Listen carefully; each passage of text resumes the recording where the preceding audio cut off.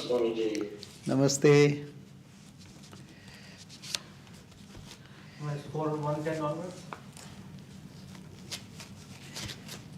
Or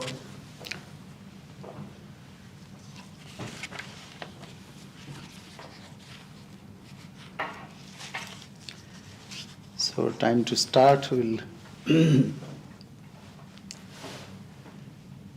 start with our prayer.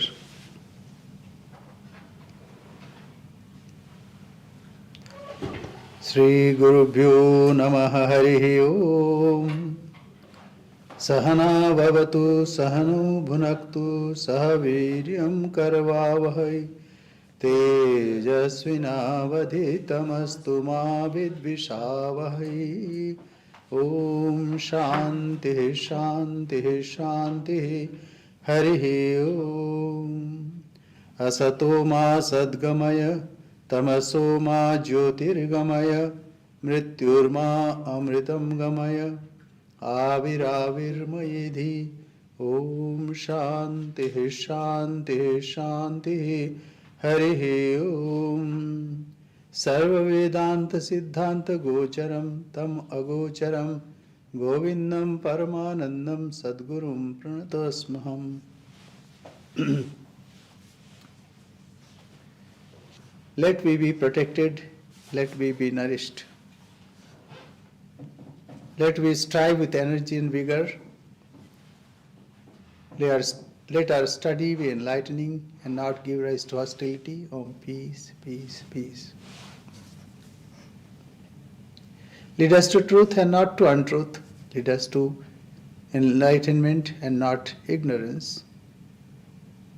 Lead us to immortality and not death. Let the self-manifest Atman grow in me. Om, peace, peace, peace.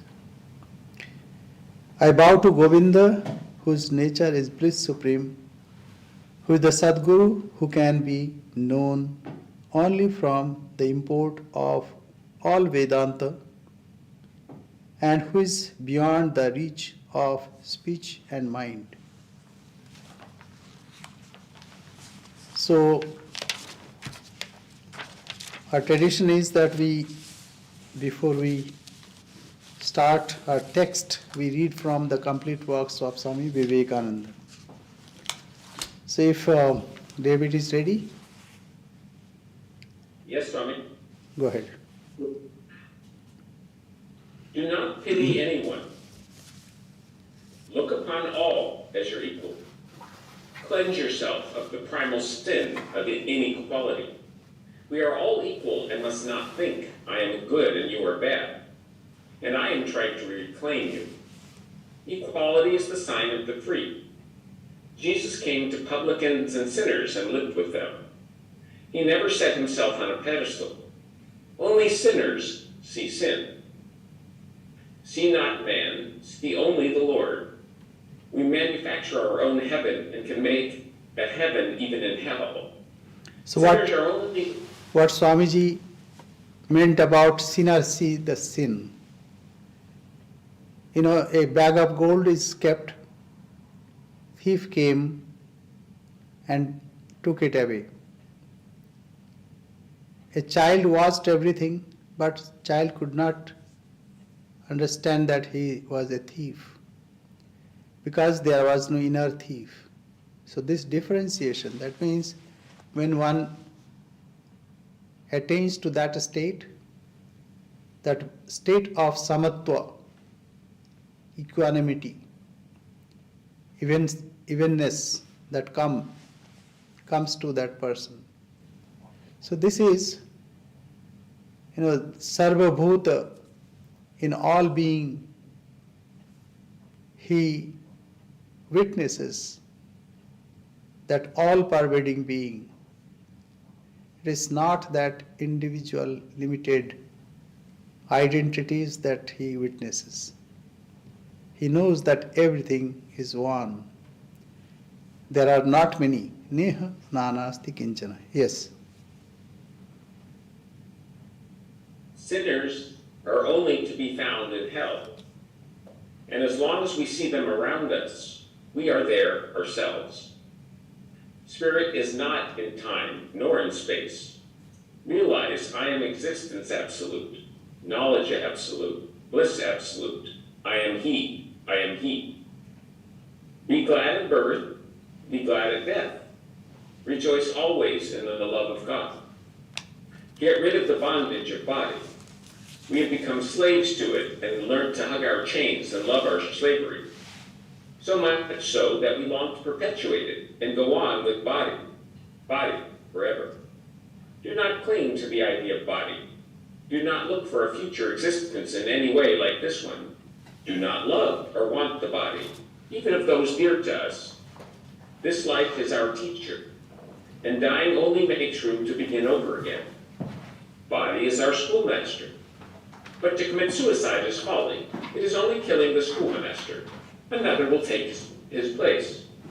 So until we have learned to transcend the body, we must have it, and losing one will get another. Still, we must not identify ourselves with the body, but look upon it only as an instrument to be used in reaching perfection. Hanuman, the devotee of Brahma, summed up his philosophy in these words: When I identify myself with the body, O Lord, I am thy creature, eternally separate from thee.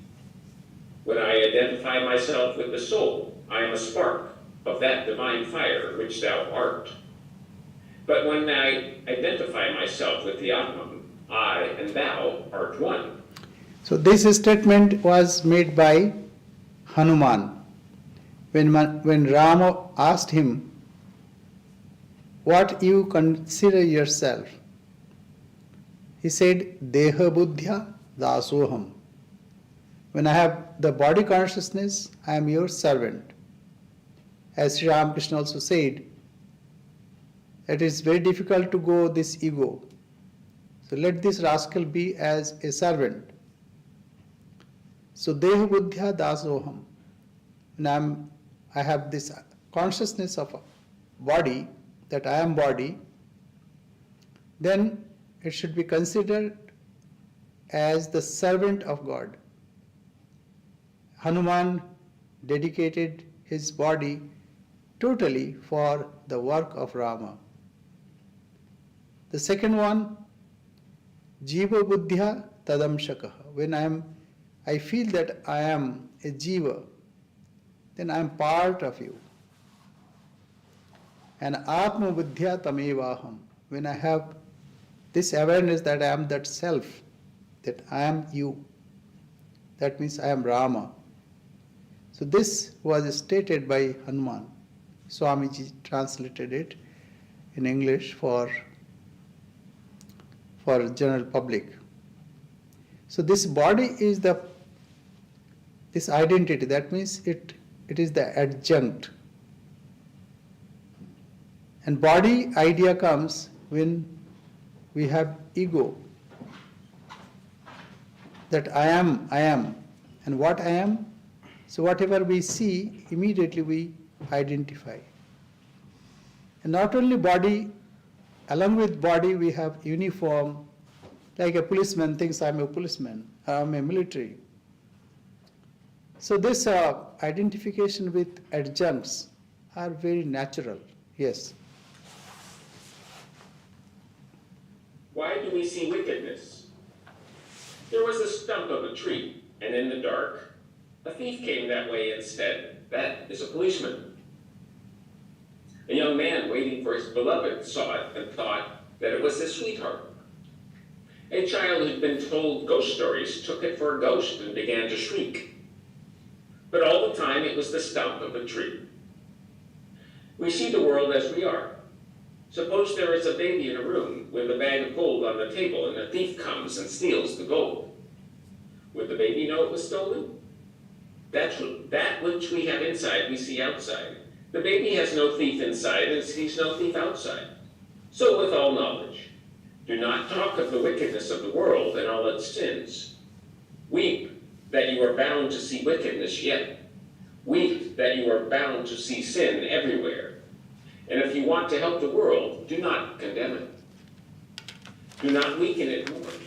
For what is sin and what is misery? And what are all these but the results of weakness? The world is made weaker and weaker every day by such teachings. Men are taught from childhood that they are weak and sinners. Teach them that they are all glorious children of immortality, even those who are the weakest in manifestation. Let positive, strong, helpful thought enter into their brains from very childhood. Let yourselves open to these thoughts, and not to weakening and paralyzing ones. Say to your own minds, I am he, I am he. Let it ring day and night in your minds like a song, and at the point of death declare, I am he. That is the truth. The infinite strength of the world is yours. Drive out the superstition that has covered your minds. Let us be brave. Know the truth and practice the truth. The goal may be distant, but awake, arise, and stop not till the goal is reached. Once Swamiji was lecturing, and then all of a sudden he stopped. So people thought, what is this? That everybody was warm. Now, he was building the idea, and he stopped.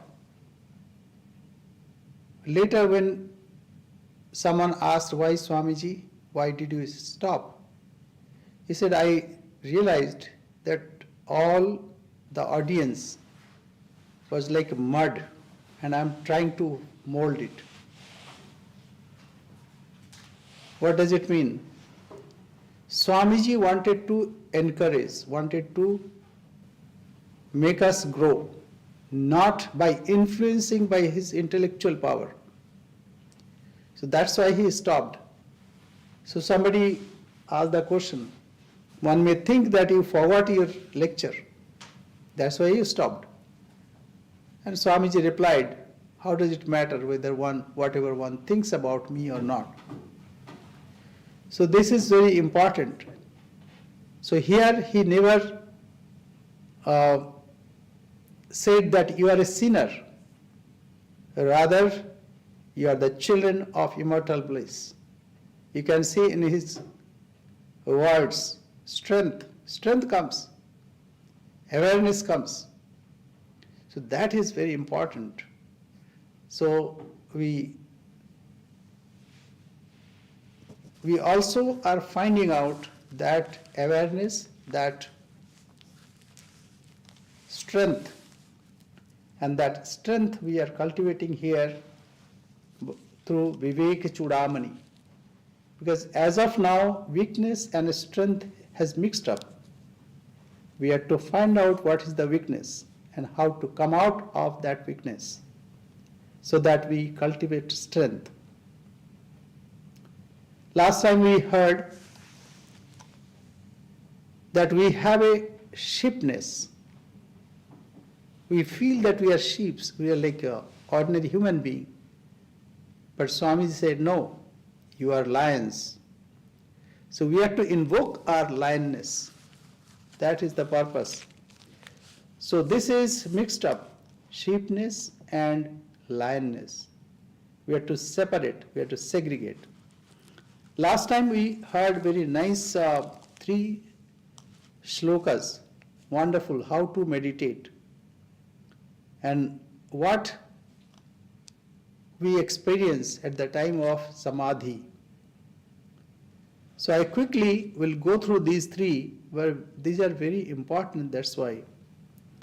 Kimapi satata bodham kevalananda rupam nirupam ativelam nityamuktam niriham niravadhi gaganabham nishkalam nirvikalpam hridhi kalayati vidwan brahma purnam samadho prakriti vikriti shunyam bhavanatita bhavam samarasa samanam manasa sambandha duram nigama vachana siddham nityam asmat prasiddham hridhi kalayati vidwan brahma purnam samadho ajaram amarastava bhavas vastu swarupam Stimita Shalil Rashi Prakhyamakya Vihinam Shamita Guna Vikaram Shashwatam Shantamekam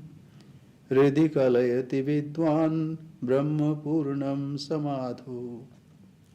So all these three ends with Hridhi Kalayati Vidwan Brahma Purnam Samadho. In Samadhi, Vidwan. What is Vidwan? The wise person. That means who has cleansed one's heart. It is not that it is not that he memorized many shlokas, he knows many argumentations, all kinds of things. No. He has taken the gist and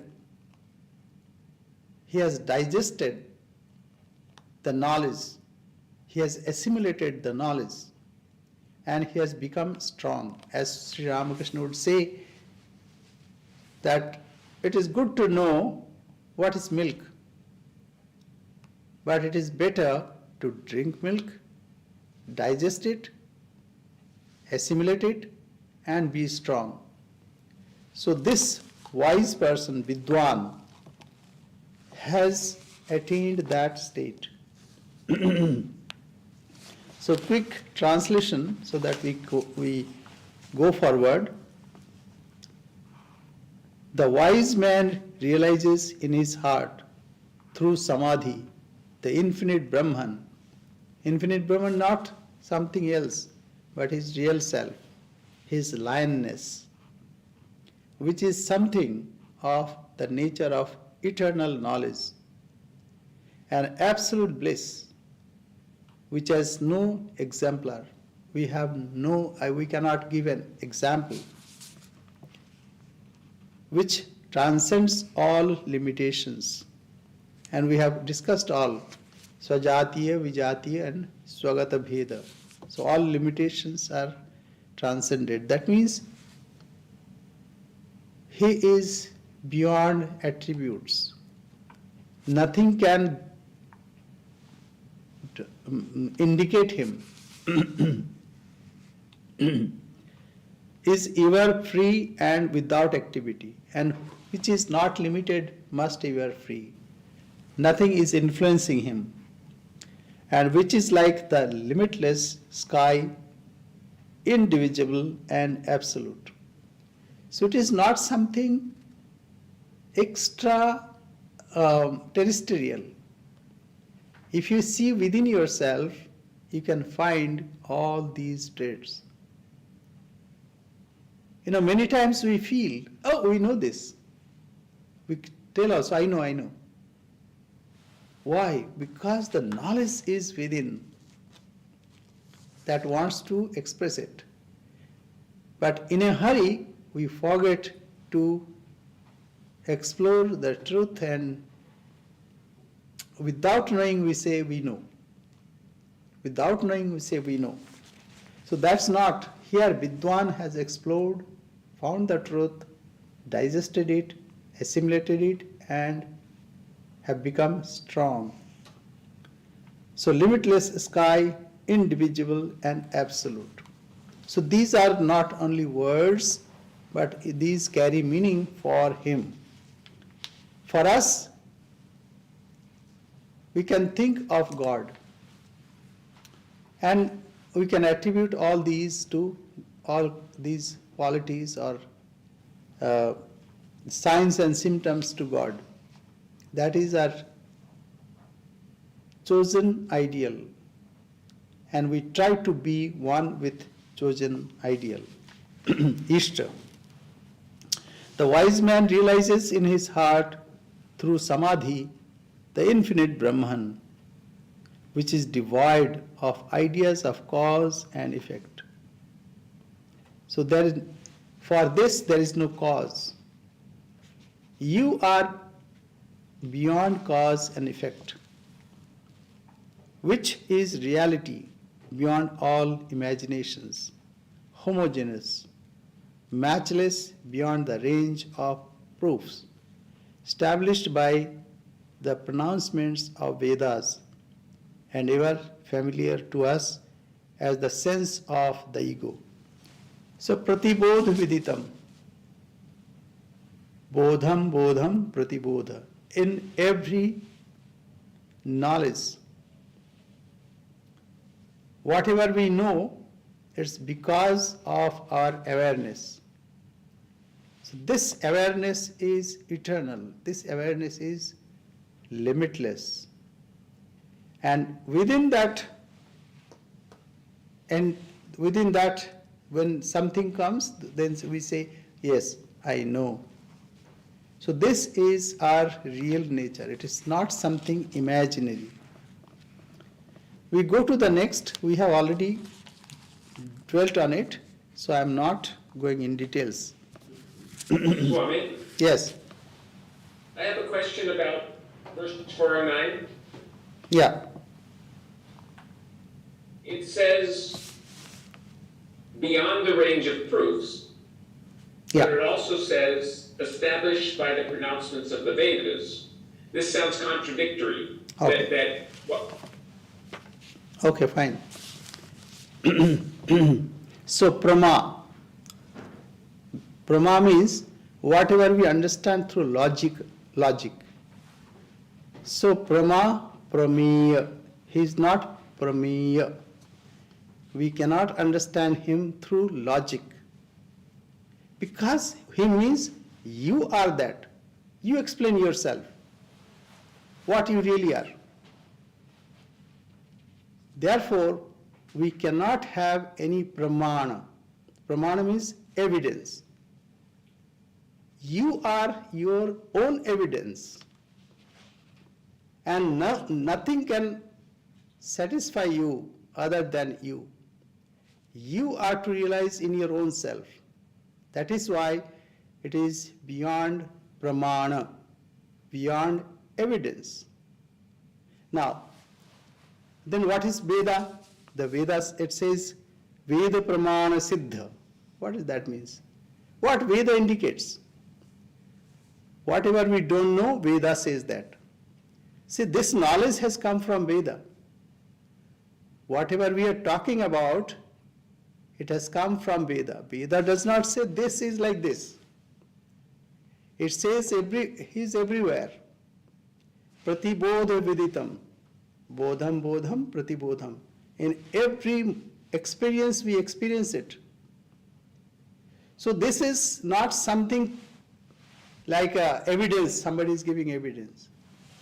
Veda only indicates. Say, another example we can take. Say Brahman. Brahman is on your left, on your right, in front of you, back of you. That means what? It is indicating. So that means it's called, say like Gangeyam Ghosha. So where is that Mr. Banerjee's or Mr. Thomas's house? So we say, can you see that crow? Crow is flying. Just below that. There is no connection with the crow, but that serves as a purpose. So this is a long discussion which may not be suitable here, but what is being said that whatever evidence Veda gives, this is only indication. That's why uhapoha lakshana. So uhapoha is for and against. What we do, first superimposition, and then we discard that superimposition. What remains? So this is a tricky, one has to understand. So Veda here gives the evidence that there is something which is beyond our sensory perception, but you have to explore, and nothing can satisfy you other than your own experience. And that's why it is swagya. It is self-evident. It is effulgent. That's why no external evidence is required, or that cannot satisfy us. So that is in short. And then there are, various ways of explaining this, which will take long time. So we go forward. But very good question. So next is Ajara Amara. Ajara means it is not influenced by age. Why? Because it is beyond age. So all these are signs and symptoms. And nowhere you will find some, like we indicate something. We are trying to say which cannot be spoken. That's why in Gita Bhagavan said, Ascharyavat pashyati kaschidenam, Ascharyavat badati thaiva channi. It is a wonder that which cannot be spoken, somebody all of a sudden tells about it. And this cannot be experienced as something, but still people experience.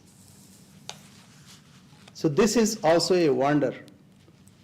So it is to, discard superimposition. As of now, we have shipness. We have to discard that shipness. How? A person comes, a guru comes, tells, you are not ship. So what he's doing, he's not directly like saying, this is your ship, or he is trying to convince you to invoke your real self, what you really are. Say a prince went somewhere and had an accident and forgot everything. So he was living a normal, ordinary life, but somebody knew him because he saw the sign and symptom on him. So he identified and he said, you are a prince, what are you doing here? No, I am a drunkard, I live here in a slum. He said, no, you are a prince. So Veda indicates that, what we really are. It is not to, that's why even Veda says that na bahuna shrutena. It is not that you hear many, or this that shloka, that anyway, that says that it is not the study, it is not tapasa jnanena yamevaisya vrinutastena labhya. He who owns it, he only can have it. So Veda is indicating, it is indirect. That is why Veda Pramana. Because nobody else tells about this. Okay, so let's go ahead. Ajara, Amara, Abhava, Bodh, Varjita. Achanchala, that means there is no Abhava. There are 4 kinds of Abhava. One is called Prak Abhava, like there was no house, then a house was built. So that's Abhava. And then when house crumbles, that's that end, that means Pradhamsa Abhava. That means that one is prior non-existence, then posterior non-existence, and then Atyanta Bhava, absolute non-existence, and mutual non-existence. So anyway, all these are very intricate discussions. So we'll go forward. Stimita Salila Rashi, like it is placid water of the ocean. There are no waves. Prakhyamakhya vihinam, Shamita guna vikaram, Shashvatam shantamekam. Now in the life of Sri Ramakrishna we can see that he was talking to devotees, joking, But all of a sudden he goes to samadhi and everything stops, like chitrarpitirne, like a picture. He stops everything. It is not intentional, but in that state there is no activity. Shamita guna vikaram shashvatam shantamekam. And all aberration of three binding forces, the gunas, that also stops. Shashvatam, and it is eternal, nitya, shuddha, buddha mukta swabhava. It is eternal. And shantam ekam, everything peace. Hridhi kalayati vidwan brahma purnam samadho. And the vidwan, he experiences this. That means he negates all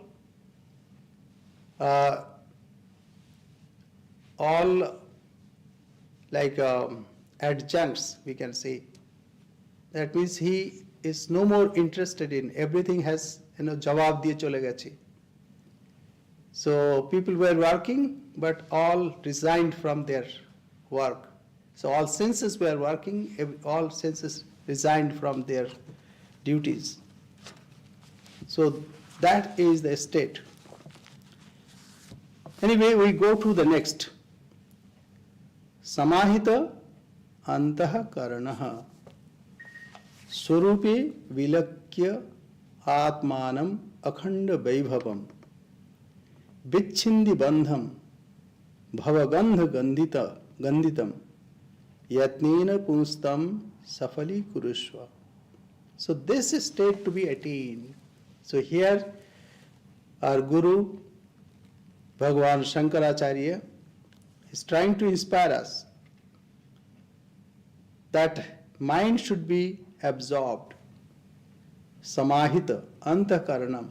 Like we have external instrument, bahya karanam and antakaranam. Inner instrument, mana, buddhi, chitta, ahamkar. So this to be to bring it a state where there is no aberration. With the mind restrained in samadhi. There should not be effort also. It's restrained, not that somebody tries to do it. It is totally absorbed and nothing comes out. Samahita andhakaranam, samahita. So all mental modifications come to a point of standstill. Behold in the self the Atman of infinite glory. And in that state one realizes, behold means here that not seeing, it is realization. Infinite glory, cut off thy bondage, strengthened by the impressions of previous births. So by constant practicing, one can get rid of prarabdha. What is prarabdha? That what work that we have done, what karma we did in our previous lives. Those karma accrue some results. Those results force us to work more. And the new karma also tries to accrue some results. So this way it goes on, but with positive mind, with this intention that I am not going to get in this rigmarole. So by this and carefully attain the consummation of the birth as a human being. So he is inspiring us that our aim and objective of our birth is to attain that state. So do this. That is the inspiration that he is trying to uh, trying to convey. So what he's saying, that it is not outside, it is within us. Only we have to discover. How can that be done? By concentration, by ekagra chitta. That means ekagra means I am not interested in manifoldness. I am not interested in so many diverse activities. I am totally poised in myself. So that is that one-pointedness. We go to the next. So this is, we have to listen when our gurus say, at least we try to understand, we try to contemplate, and it will happen in course of time, either today, tomorrow, or after 100 years, or 100 births. This has to be realized, because that is our real self. Now we go to the next. Sarvopadhi vinurmuktam Satchidanandam Advayam Bhavayatmanam Atmastham Na Bhuyah Kalpase Advane. Sarva upadhi, all kinds of upadhis. We have various upadhis. Upadhi means adjuncts. What are those? Like I have a body, as Swamiji just now has said. This idea of me and mine. As Sri Ramakrishna also said, Ami mole ghuchive janjal. The rubbish will be gone, will be vanished when this ego goes. But the problem is, ego comes back. As Sri Ramakrishna said, that it is like ashwatha. You cut today, again tomorrow it will sprout. So what is to be done? To be with our chosen ideal, Ishta. Even the jnanis, they also have this bhakti and bhakta. Because somehow they are to stay in this world. Stay in this world means those who come for loka sangraha, for the welfare of people, like incarnations. So they are purna jnani. They are fully aware what they really are. But still, they want to be with the devotees. And also, they hold bhakti, devotion. So here we are talking about knowledge. That is why Bhagavan Shankaracharya is saying, meditate, meditate, be merged in it. So that is the path of knowledge. For bhakta, that we are to meditate on God. And that way, though ego will come, but it will not influence us in a wrong way. You know, that ego, ahamkar. So in Bengali, that's a very nice paraphrase. Whose ego is this? A devotee thinks that this ego is also God's. So even one can feel proud that I am devotee of God. So this way, ahamkar, whose ego is this? But here, jnani does not bother about all those things. He totally tries to meditate and be there. Whatever, they don't bother about their body, mind, etc., etc. So meditate on the Atman, which resides in thee. So it is not somewhere here to find out. Rather, our self is within us, which is devoid of all limiting adjuncts. The existence knowledge. See, like this. Say we are now awake, but before that also I was there. Why? Then only I became awake. And after this also I'll be there. When the class finishes, that time also I am there. So this, our existence never ceases to exist. So even our waking state, dreaming state, a dreamless state, all these come and go. But that state never ceases to be non-existent, which we really are. So meditate on the Atman, which resides in thee, which is devoid of all limiting adjuncts.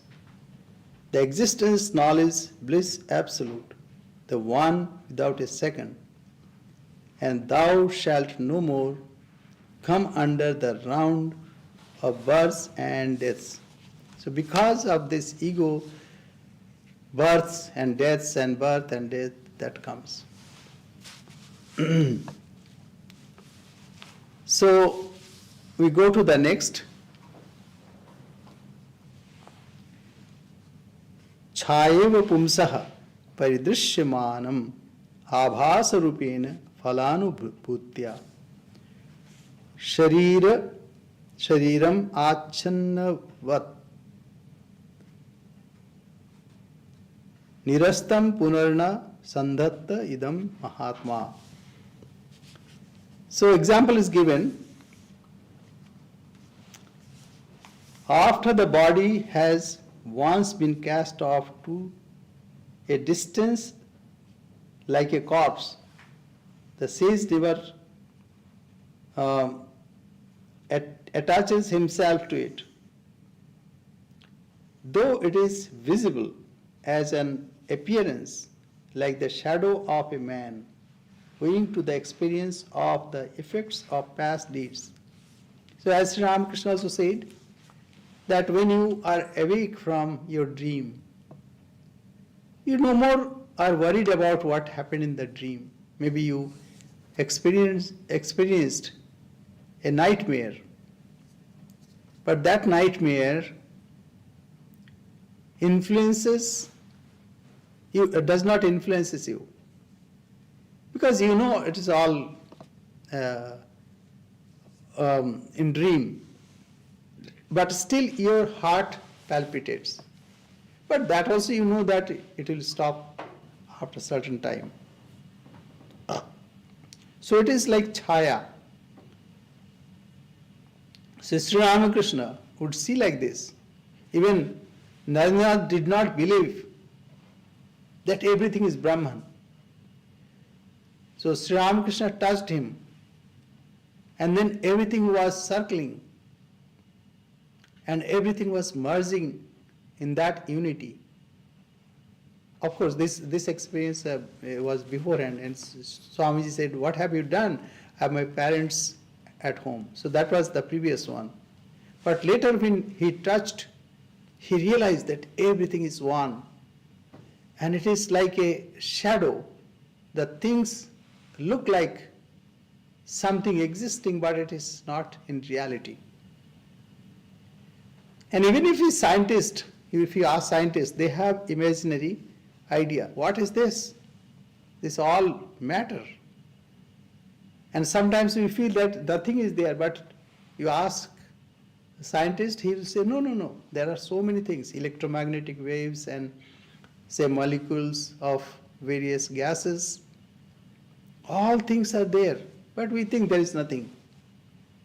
So this idea comes that I am the truth and all other things are only a shadow.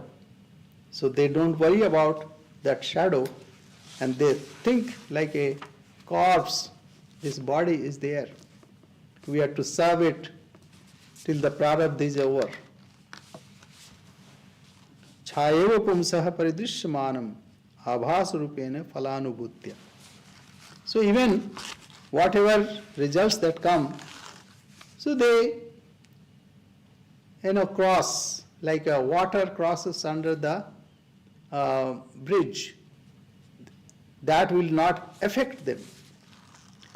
After the body has once been cast off to distance to a distance like a corpse, the sage never attaches himself to it, though it is visible as an appearance, like the shadow of a man, owing to the experience of the effects of past deeds.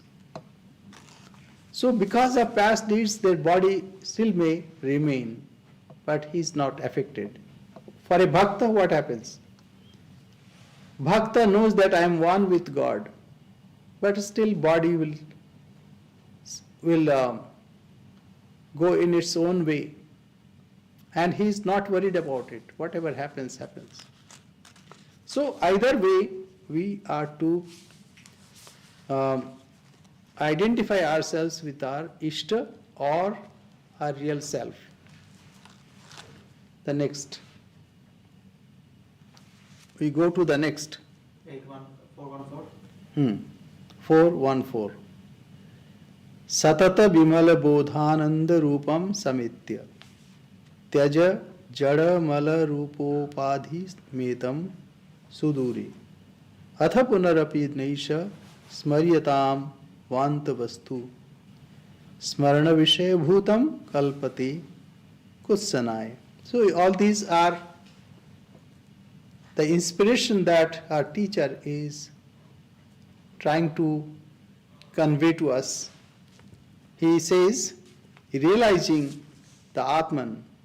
So first we have to realize Atman. Till we realize this, we are to consider as the vehicle. Shariram khalu adya dharma sadhanam. So it's like a vehicle. This is like instrument. We go to a gym. There are many instruments. You have to lift 10 times or push 20 times. Nothing happens to those instruments, but your muscles are made. Similarly, this body has been given for particular purpose. We have to use this as the instrument for exercise. Realizing the Atman, the eternal pure knowledge and bliss. So Atman is eternal, it is all pervading, and pure knowledge. It is not objective knowledge, but objective knowledge is attained by its presence. So that's why it is pure knowledge. And bliss. So bliss, ananda. Ananda means joy. Our joy is because of senses and sense object, contact of sense and sense objects. Vishaya and Indriya. When they come in contact, like it's cold. Why? When the temperature comes to our contact of our skin, then we understand, oh, it is cold, or it is hot, or it is pleasing. When we put on our tongue something, oh, I say, oh, very good. So it is because of contact of sense objects and senses. So it is not like that. It is beyond all such contacts. Pure knowledge and bliss. Throw far away this limitation of body. So limitation of body, see, this is again path of knowledge, so throw this. But bhakta, like we are bhaktas, so we'll say we are one with God. I am totally dedicated to God. And whatever God wants with this body, it's fine. So we are not discarding like jnanis. What we do, we try to identify ourselves with our Ishta, and we are not mindful about what happens to our body. So this is to show that what attitude one should have. Otherwise, in knowledge, it is difficult to conceive what the idea is. But from Bhakta's perspective, if you see, it is easier to comprehend. Bhakta never is mindful about what happens to body-mind. Rather, he is totally dedicated to God. So, like that. Which is inert and filthy by nature. So, this is negation. How to see that this body is full of filth. Like whatever comes out of this body is untouchable, except one thing: good words, good ideas. So when that comes from our mouth, so that is good. Except that whatever comes outside of this body is to be discarded. Then remember it no more for something that has been vomited excites but disgust when called to memory. So when we vomit something, we throw up something. So it is like a point of disgust. I don't want to have it anything. So similar idea to the body. So that, why? So that our mind totally goes to our chosen ideal or our self, real self.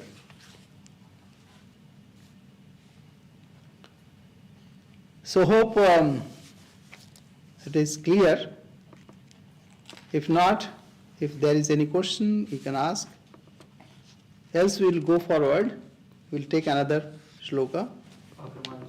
Huh? We are very close to time, but continue. 5 minutes. Yeah, more 5 minutes. Samulam etat paridahya banhyo sadatmani brahmani nirvikalpe tatah swayam nitya vishuddha bodha anandan atmana tisthati viddad varishtham. So what he is again trying to inspire us, burning all this means all the desires, all the infatuations, liking, disliking, anger, etc., all kinds of things. Burning all this, that means this objective universe. So, a knower of the person who is pursuing knowledge, jnana, for him this is the way. That he is no more interested in objective world. For devotee, one can think that this world belongs to God, but then comes duality. Jnani does not even entertain that. Burning all this with its very root in the fire of Brahman. So everything is Brahman. Brahmarpanam, Brahmahave, Brahmagno, Brahmana Hutam. So ladle, the instrument is Brahman. And whatever is being offered, that is also Brahman. And where it is offered, that is also Brahman. Brahmagno, Brahmana Hutam. And the person who is offering is also Brahman. And it will go to Brahman. And the work that is being performed is also Brahman. So this way one has to see Brahman, that means the highest common factor in all, in every action. So burning all this with its very root in the fire of Brahman, the eternal and absolute self, the truly wise man thereafter remains alone as the Atman, the eternal pure knowledge and bliss. So this is the way of knowledge, jnana yoga. And at least we have to understand what is the theory of it. And we can apply same theory in our bhakti yoga. The theory is we should not be attached with worldly or objective things of the world. Most of the time goes about all this. I like this, I don't like this, and this is this, and that is that. Who said what, and who said, all kinds of things. These are mental rubbish that is to be thrown away. So it is difficult to throw away. Okay, think about that everything is God. God has taken all these forms. So why worry? And God tries to teach us, putting us in various difficult situations. So in those situations, we must not forget God. So here, we must not forget ourselves. On the self, all these adjectives, all these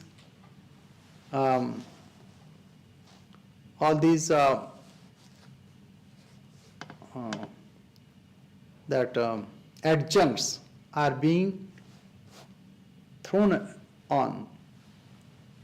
So on the self, all the adjuncts are coming. So these adjuncts are to be removed.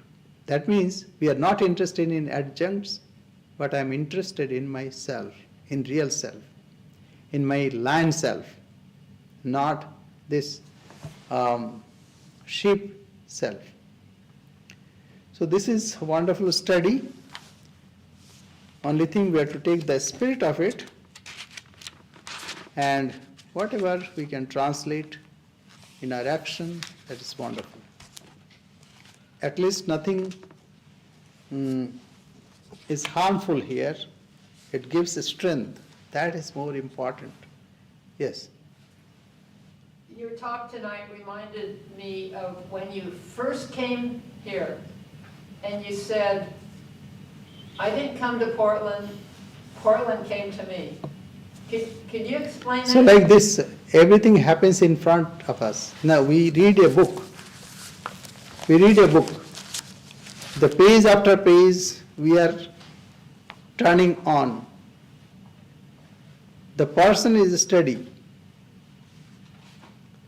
Similarly, this page after page, in the morning one page starts, and then that page is over. Then we open the next page. By the evening, that's also over. So all these are changing all the time. What is not changing is my real self. That is what.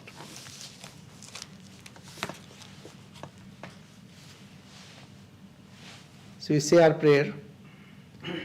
Om Purnamada Purnamidam Purnat Purnamudachyate Purnasya Purnamadaya Purnamevavashishyate. Om Shanti Shanti Shanti. Harihi Om Tatsat. Sri Ramakrishnaarpanamastu. Thank you very much. Namaste.